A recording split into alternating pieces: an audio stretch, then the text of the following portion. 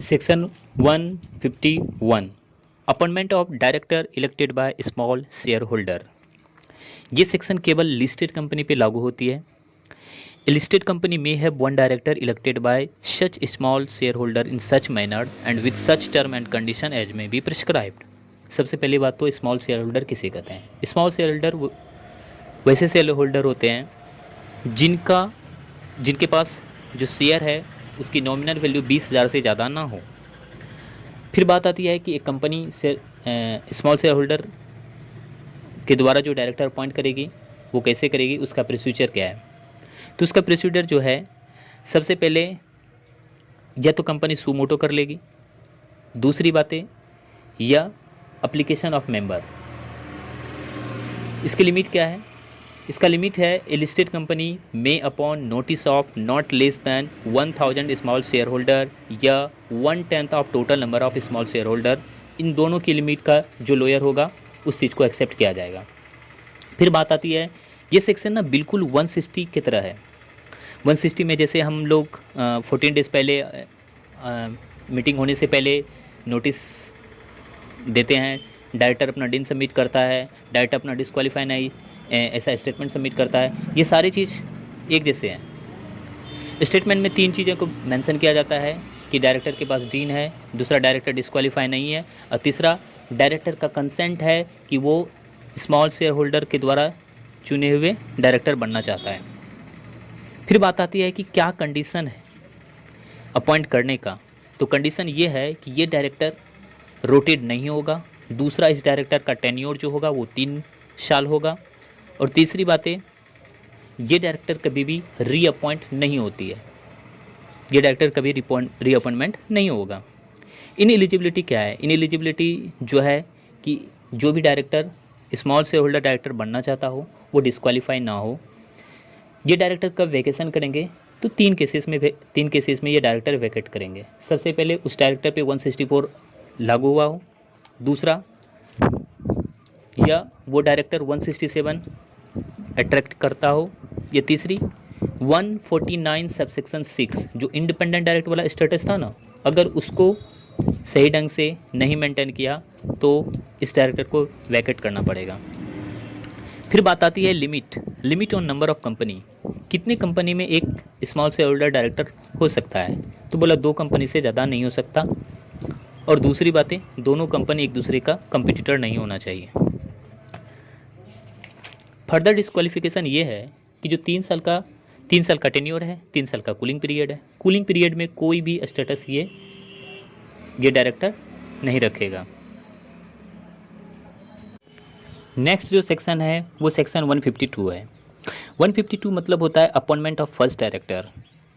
आप में से सभी को ये पता है कि जब कंपनी फॉर्म होती है, जब कंपनी इनकॉर्पोरेट होती है, तो जब पहली बार कंपनी डायरेक्टर अपॉइंट करती है तो वैसे डायरेक्टर को हम फर्स्ट डायरेक्टर कहते हैं।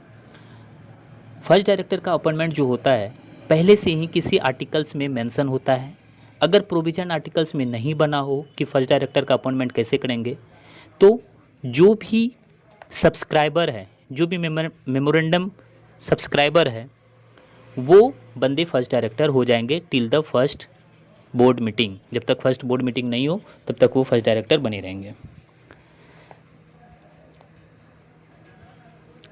अब दूसरी बात आता है कि फिर से बात है कि उसका डीन होना चाहिए, वो डायरेक्टर का कंसेंट होना चाहिए कि वो फर्स्ट डायरेक्टर बनना चाहता है कि नहीं बनना चाहता है। ये तो नॉर्मल प्रोसीजर है, ये तो रहेगा ही रहेगा। फिर बात आती है कि सेक्शन 152 सबसेक्शन 1 फर्स्ट डायरेक्टर हो गया। दूसरी बात यह है कि सेक्शन 152 सबसेक्शन 2 क्या कहता है। सबसेक्शन 2 अपॉइंटमेंट इन जनरल मीटिंग। जितने भी डायरेक्टर हैं वो अपॉइंटमेंट जनरल मीटिंग में होगा। बोला every director shall be appointed by the company in general meeting. फिर तीसरी बात ये आता है 152(3) सबमिशन ऑफ डीन। प्रत्येक डायरेक्टर को अपना डीन सबमिट करना होगा। फिर सेक्शन 152 सबसेक्शन 4 कहता है every person propose to be appointed as a director by the company in general meeting otherwise shall furnish his DIN. वो अपना डीन देगा, डिक्लेरेशन देगा he is not disqualify to be become a director under this act. इस act में वो disqualify नहीं है, ऐसा वो स्टेटमेंट देगा। फिर नेक्स्ट जो सेक्शन है वो सेक्शन है 152 सबसेक्शन 5। ये बहुत ही section 152 subsection 5 consent to as a director, वो अपना कंसेंट देगा डायरेक्टर और ये फाइल होगा रजिस्ट्रार के पास विद इन 30 डेज। सबसे इम्पोर्टेंट सेक्शन जो अभी मैं बोलने वाला हूँ, section 152 subsection C, number of rotation. Number of rotation कैसे लागू होगा, तो बोला not less than 2/3 of total number of director. सबसे पहले रोटेशनल निकालिए आप 2/3, उसका फिर 1/3 डिस्क्वालीफाई होगा। इसमें से कौन कौन से डायरेक्टर हैं जो रोटेट नहीं होते हैं, तो वो है एडिशनल डायरेक्टर, दूसरा है इंडिपेंडेंट डायरेक्टर, तीसरा है नॉमिनी डायरेक्टर, चौथा है प्रोपोर्शनल रिप्रेजेंटेटिव डायरेक्टर। ये सारे डायरेक्टर को हटा के फिर 2/3 किया जाता है, फिर उसके बाद 1/3 करके उसे रोटेट किया जाता है। फिर नेक्स्ट आता है कि section 152 subsection 7, vacancy in case of retiring director. Vacancy जब लगेगा तो फिर क्या किया जाएगा, if vacancy of retiring director is not fulfil, अगर वैकेंसी फिल्ड अप नहीं किया गया तो मीटिंग जो है, बोर्ड मीटिंग जो है वो एडजर्न हो जाएगा, और एडजर्न मीटिंग में भी अगर फिलअप नहीं किया गया तो जो रिटायरिंग डायरेक्टर है उसी को कंटिन्यू माना जाएगा। इसका 5 एक्सेप्शन है। 5 एक्सेप्शन क्या है, तो पहला एक्सेप्शन है कि वो एट द मीटिंग एडजर्न या previous meeting resolution for reappointment of such director has been put lost. पहला एक्सेप्शन ये है कि या तो मीटिंग में या तो एडजर्न मीटिंग में उस डायरेक्टर के लिए रेजोल्यूशन रखा गया था वो लॉस्ट हो गया हो, दूसरी बातें या डिस्क्वालीफाई हो गया हो वो बंदा, तीसरी बातें सेक्शन 162 अप्लाई हुआ हो, और चौथी बातें स्पेशल रेजोल्यूशन पास हुआ हो, तो वो डायरेक्टर ऑटोमेटिक रीअपॉइंट नहीं होगा। नेक्स्ट जो सेक्शन है बहुत ही इजी सेक्शन 153 कहता है डीन के लिए एप्लीकेशन देगा एक डायरेक्टर सीजी को। नेक्स्ट सेक्शन 154, अब एप्लीकेशन देगा तो क्या क्या डॉक्यूमेंट लगेगा वो आप सब तो जानते ही हैं, photograph, proof of identity, proof of resident, board resolution, specimen signature verified, जितने भी प्रिस्क्राइब डॉक्यूमेंट है वो सारे लगेंगे। फिर सेक्शन 154 क्या कहता है, सेक्शन 154 कहता है अलॉटमेंट ऑफ डीन। सीजी क्या करेगी, सीजी 1 मंथ के अंतर्गत डीन जो है डायरेक्टर को अलॉट कर देगी। जैसे ही डीन अलॉट हो जाएगा डायरेक्टर क्या करेगा, इसे इंटीमेट करेगा कंपनी को with in 1 month. With in 1 month company को डायरेक्टर अपना डीन दे देगा। डायरेक्टर क्या करेगा, सेम डीन को आरओसी के पास फाइल कर देगा 15 डेज़ के अंतर्गत। डायरेक्टर जब इंटीमेट करेगा कंपनी को तो वो सेक्शन 156 है। जब कंपनी रजिस्ट्रार को इन्फॉर्म करेगी तो वो सेक्शन 157 है। और फिर बीच में एक सेक्शन है 155 जो कहता है provision to obtain more than 1 DIN, एक डायरेक्टर 1 दिन से ज़्यादा नहीं रख सकता है।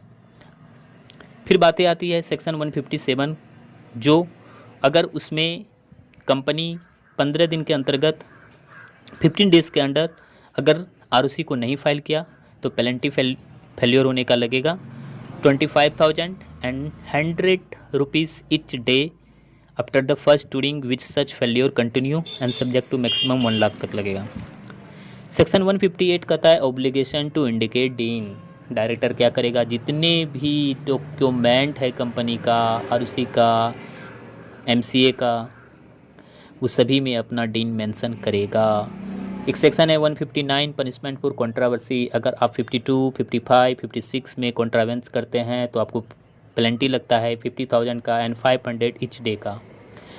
बहुत ही वेरी इंपॉर्टेंट क्वेश्चन कि when dean will be cancellation और सरेंडर और डीएक्टिवेशन ऑफ डीन कब होगा, तो बोला डीन यदि पाया ही गया है डुप्लीकेशन मैनर में।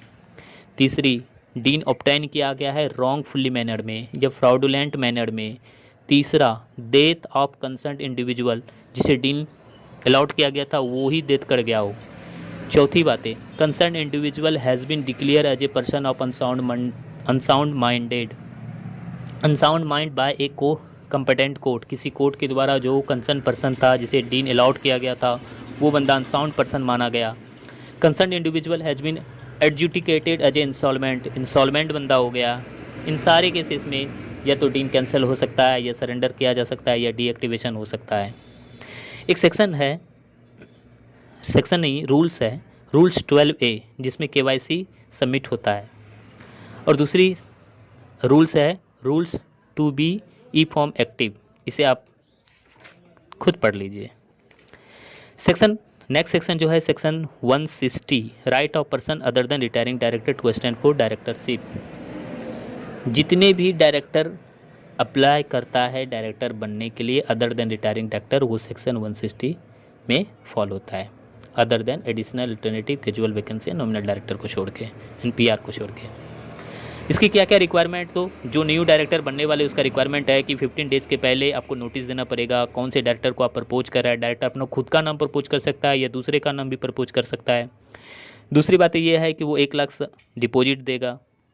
इस 1 लाख में कुछ, इस 1 लाख को अगर आपको रिफ़ंड पाना है तो मिनिमम कम से कम 25% वैलिड वोट आपके फेवर में आना चाहिए। तो आपको 1 लाख जो डिपॉजिट किया गया है, रिजोल्यूशन लॉस्ट होने के बाद भी आपको 1 लाख रिफ़ंड मिल जाएगा।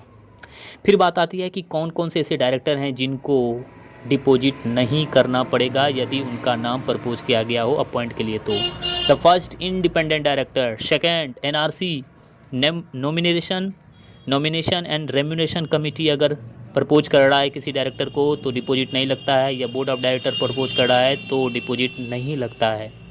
इंटीमेशन तो देगा ही, एटलीस्ट 7 डेज पहले देगा कि वो डिस्क्वालीफाई नहीं है। दूसरी बातें, डायरेक्टर के पास डीन है। 160 कौन कौन सी कंपनी पे अप्लाई नहीं होगा, 160 का प्रोसेस गवर्नमेंट कंपनी पे अप्लाई नहीं होगा, सब्सिडरी ऑफ गवर्नमेंट कंपनी पे अप्लाई नहीं होगा, सेक्शन 8 कंपनी पे अप्लाई नहीं होगा। एक और बातें, निधि कंपनी के केस में 1 लाख की जगह 10,000 रुपये डिपॉजिट किया जाएगा। सेक्शन 8 कंपनी में रिफंड का प्रोसेस क्या है, it will be decided by there board of director, board of director के द्वारा डिसाइड किया जाएगा।